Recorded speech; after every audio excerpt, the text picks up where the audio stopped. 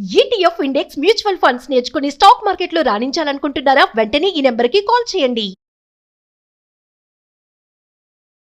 కేంద్ర ప్రభుత్వం ఇప్పుడు పాన్ కార్డ్ నిబంధనల్లో కొన్ని కీలక మార్పులు చేయబోతూ ఉంది. డ్రాఫ్ట్ ఇన్కమ్ ట్యాక్స్ రూల్స్ 2026 పేరుతో కేంద్ర ప్రభుత్వం కొత్త ప్రతిపాదనలు అయితే తీసుకురావడం జరిగింది. ఈ కొత్త రూల్స్ ప్రకారం మనం చూస్తే ఇకపై మీరు బ్యాంక్లో డబ్బులు జమ చేయాలన్నా, కొత్త బండి కొనాలన్నా లేదా హోటల్ బిల్స్ కట్టాలన్నా పాత రూల్స్ మారబోతున్నాయని కూడా మనం చెప్పుకోవచ్చు. అసలు ఈ మార్పులేంటి, సాధారణ ప్రజలపై వీటి ప్రభావం ఎలా ఉండబోతోంది అనేది ఇప్పుడు మీకు ఈ వీడియోలో నేను వివరంగా చెప్పే ప్రయత్నం అయితే చేస్తాను. ఈ వీడియోని ఎక్కడా కూడా స్కిప్ కాకుండా లాస్ట్ వరకు చూడండి. కేంద్రం తీసుకొచ్చిన ఈ కొత్త డ్రాఫ్ట్ రూల్స్లో ముఖ్యంగా 5 పెద్ద మార్పులు ఉన్నాయి. వీటిలో మొదటిది మనం తీసుకుంటే అతి ముఖ్యమైనది నగదు లావాదేవీలకు సంబంధించింది. నెంబర్ 1, బ్యాంక్లో నగదు డిపాజిట్లు మరియు విత్డ్రాయల్స్. ఇప్పటి వరకు మనం బ్యాంక్లో ఒకే రోజులో 50,000 రూపాయల కంటే ఎక్కువ నగదు జమ చేయాలంటే పాన్ కార్డ్ అడగడం మనం చూసాం కదా. బట్ ఈ కొత్త రూల్స్ ప్రకారం మనం చూస్తే ఈ డైలీ లిమిట్ స్థానంలో ఇయర్లీ లిమిట్ అంటే వార్షిక పరిమితిని తీసుకురాబోతున్నారన్నమాట. ఒక ఆర్థిక సంవత్సరంలో మీ బ్యాంక్ అకౌంట్స్ అన్నింటిలో కలిపి 10 లక్షల రూపాయల కంటే ఎక్కువ నగదు జమ చేసినా లేదా విత్డ్రా చేసినా మాత్రమే పాన్ కార్డ్ ఖచ్చితంగా ఇవ్వాల్సి ఉంటుంది.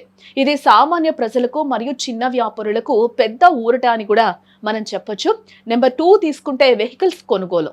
మనం కొత్త కారు లేదా బైక్ కొనేటప్పుడు కూడా రూల్స్ మారుతూ ఉన్నాయి. ప్రస్తుతం వాహనం ధరతో సంబంధం లేకుండా పాన్ కార్డ్ అడుగుతూ ఉన్నారు.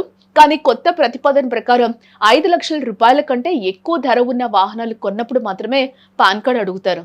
దీనివల్ల తక్కువ ధర గల 2 వీలర్స్ కొనే వారికి డాక్యుమెంటేషన్ తలనొప్పి తగ్గుతుందని కూడా ఇక్కడ మనం చెప్పుకోవచ్చు. నెంబర్ 3 రూల్ వచ్చి హోటల్ మరియు ఈవెంట్ పేమెంట్స్.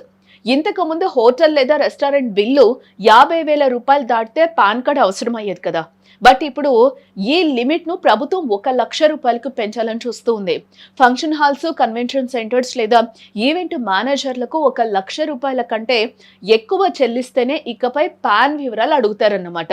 ఇక 4th రూల్ చూస్తే రియల్ ఎస్టేట్ లావాదేవీలు. ఆస్తుల కొనుగోలు లేదా అమ్మకాల విషయంలో కూడా ప్రభుత్వం భారీ మార్పులే చేస్తుందని చెప్పుకోవచ్చు. ప్రస్తుతం 10 లక్షల రూపాయల కంటే ఎక్కువ విలువైన ఆస్తి లావాదేవీలకు పాన్ అవసరం. బట్ పెరుగుతున్న ఆస్తుల ధరలను దృష్టిలో ఉంచుకొని ఈ లిమిట్ను 20 లక్షల రూపాయలకు పెంచుతూ ఉన్నారు.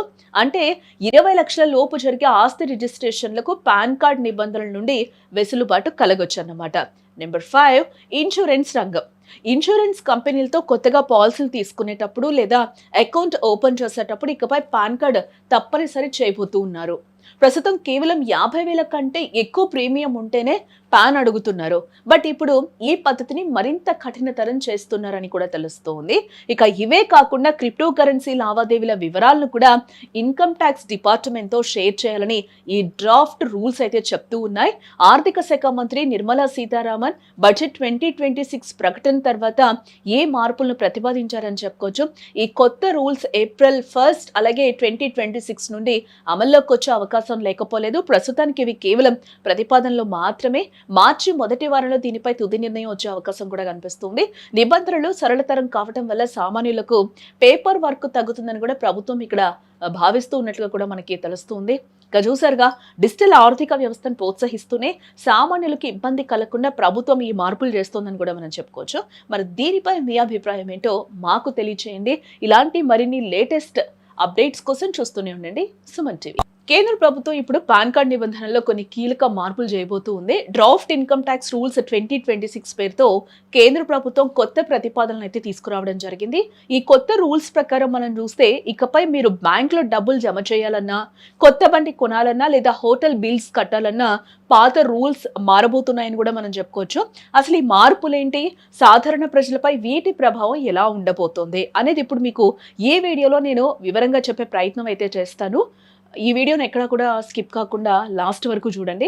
కేంద్రం తీసుకొచ్చిన ఈ కొత్త డ్రాఫ్ట్ రూల్స్లో ముఖ్యంగా 5 పెద్ద మార్పులు ఉన్నాయి. వీటిలో మొదటిది మనం తీసుకుంటే అతి ముఖ్యమైనది నగదు లావాదేవీలకు సంబంధించింది. నెంబర్ 1, బ్యాంక్లో నగదు డిపాజిట్లు మరియు విత్డ్రాయల్స్. ఇప్పటి వరకు మనం బ్యాంక్లో ఒకే రోజులో 50,000 రూపాయల కంటే ఎక్కువ నగదు జమ చేయాలంటే పాన్ కార్డ్ అడగడం మనం చూసాం కదా. బట్ ఈ కొత్త రూల్స్ ప్రకారం మనం చూస్తే ఈ డైలీ లిమిట్ స్థానంలో ఇయర్లీ లిమిట్ అంటే వార్షిక పరిమితిని తీసుకురాబోతున్నారన్నమాట. ఒక ఆర్థిక సంవత్సరంలో మీ బ్యాంక్ అకౌంట్స్ అన్నింట్లో కలిపి 10 లక్షల రూపాయల కంటే ఎక్కువ నగదు జమ చేసినా లేదా విత్డ్రా చేసినా మాత్రమే పాన్ కార్డ్ ఖచ్చితంగా ఇవ్వాల్సి ఉంటుంది. ఇది సామాన్య ప్రజలకు మరియు చిన్న వ్యాపారులకు పెద్ద ఊరట అని కూడా మనం చెప్పొచ్చు. నెంబర్ 2 తీసుకుంటే వెహికల్స్ కొనుగోలు. మనం కొత్త కారు లేదా బైక్ కొనేటప్పుడు కూడా రూల్స్ మారుతూ ఉన్నాయి. ప్రస్తుతం వాహనం ధరతో సంబంధం లేకుండా పాన్ కార్డ్ అడుగుతూ ఉన్నారు. కానీ కొత్త ప్రతిపాదన ప్రకారం 5 లక్షల రూపాయల కంటే ఎక్కువ ధర ఉన్న వాహనాలు కొన్నప్పుడు మాత్రమే పాన్ కార్డ్ అడుగుతారు. దీనివల్ల తక్కువ ధర గల 2 వీలర్స్ కొనే వారికి డాక్యుమెంటేషన్ తలనొప్పి తగ్గుతుందని కూడా ఇక్కడ మనం చెప్పుకోవచ్చు. నెంబర్ 3 రూల్ వచ్చి హోటల్ మరియు ఈవెంట్ పేమెంట్స్. ఇంతకు ముందు హోటల్ లేదా రెస్టారెంట్ బిల్లు 50,000 రూపాయలు దాటితే పాన్ కార్డ్ అవసరం అయ్యేది కదా. బట్ ఇప్పుడు ఈ లిమిట్ ను ప్రభుత్వం 1 లక్ష రూపాయలకు పెంచాలని చూస్తూ ఉంది. ఫంక్షన్ హాల్స్, కన్వెన్షన్ సెంటర్స్ లేదా ఈవెంట్ మేనేజర్లకు 1 లక్ష రూపాయల కంటే ఎక్కువ చెల్లిస్తేనే ఇకపై పాన్ వివరాలు అడుగుతారన్నమాట. ఇక 4th రూల్ చూస్తే రియల్ ఎస్టేట్ లావాదేవీలు. ఆస్తుల కొనుగోలు లేదా అమ్మకాల విషయంలో కూడా ప్రభుత్వం భారీ మార్పులే చేస్తుందని చెప్పుకోవచ్చు. ప్రస్తుతం 10 లక్షల రూపాయల కంటే ఎక్కువ విలువైన ఆస్తి లావాదేవీలకు పాన్ అవసరం. బట్ పెరుగుతున్న ఆస్తుల ధరలను దృష్టిలో ఉంచుకొని ఈ లిమిట్ ను 20 లక్షల రూపాయలకు పెంచుతూ ఉన్నారు. అంటే 20 లక్షల లోపు జరిగే ఆస్తి రిజిస్ట్రేషన్లకు పాన్ కార్డ్ నిబంధనల నుండి వెసులుబాటు కలగొచ్చు అన్నమాట. నెంబర్ 5 ఇన్సూరెన్స్ రంగం. ఇన్సూరెన్స్ కంపెనీలతో కొత్తగా పాలసీలు తీసుకునేటప్పుడు లేదా అకౌంట్ ఓపెన్ చేసేటప్పుడు ఇకపై పాన్ కార్డ్ తప్పనిసరి చేయబోతూ ఉన్నారు.